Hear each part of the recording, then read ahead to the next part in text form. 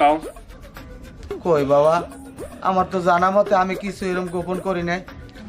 আবার মিথ্যা কথা কও তুমি আমার সামনে। তুমি এই সেরার লগে তোমার মাইয়া আলতার বিয়ার বন্ধ ব্যবস্থা করছো। কেন করছো? তোমার সংসারে বাতি জ্বালাবার কেউ থাকবে না, তোমার বংশ নির্বংশ হয়ে যাইব। তাহলে বাবা আমি কি করবো এখন?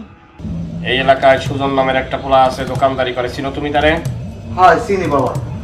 সেই সুজনের ধৈরাই না তোমার মাইয়া আলতার লাগে তার বিয়া দাও, এবং কি কালকের দিনের ভিতরেই দাও, যদিও আমি দেখে যাইতে পারুম না, কারণ সূর্য ডোবার আগে আমি তোমার গৃহ প্রস্থান করব। এইটাই তোমার প্রতি আমার নসিহত। ঠিক আছে বাবা। কি হইছে mobile pay voice call phone দাও কত ওকে একটা সুজুন না আর তুই কর কে রে এবড়া তুই কোন দিন কইরিস কি কাকু আপনি সামনে নির্মাণ পরিষদে আপনি জায়গায় আইছেন কা? আমি আর আইছি কা তুই গুলো পিনতে পারিস খল খল দেই দেই বাবা সব কাকু কি শুরু করছেন ভাই এগুলো? হ্যাঁ কাকা আমি আলতারে অনেক ভালোবাসি কাকা, আমার আসলে এছাড়া আর কোনো উপায় নেই কাকা। তুই থাম কাকু, ঘটনাটা আমি কই শোনেন। মানে ছোটকালে দিই তো সুজন আলতার অনেক ভালোবাসে বুঝছেন। এই আলতারে পাওয়ার লাগে সুজন কম করে নাই, সব তো আমি দেখছি, আমি অনেক কিছুরই সাক্ষী।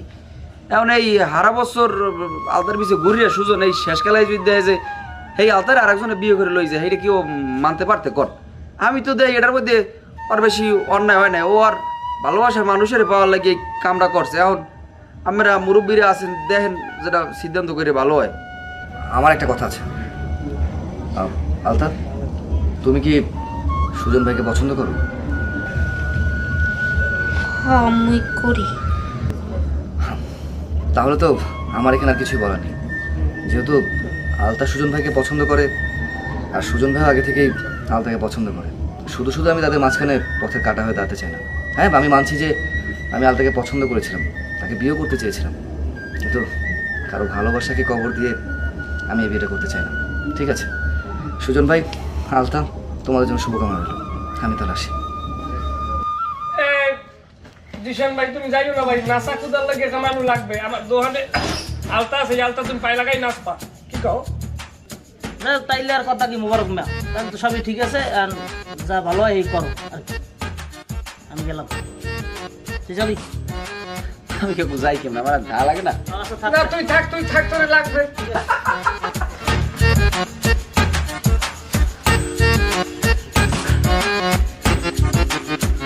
জান না কথা আপনি এখানে খারাপ গেছেন একটা শার্ট দাও, আমি একটা শার্ট গাই দিব, এটা গাইতে দিতে কেমন ভাবি আমরা আশীর্বাদ করে।